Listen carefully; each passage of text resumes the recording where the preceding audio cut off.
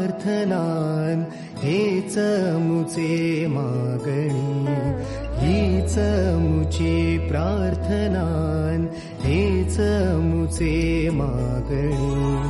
माणसाने माणसाशी माणसा सम वागणे,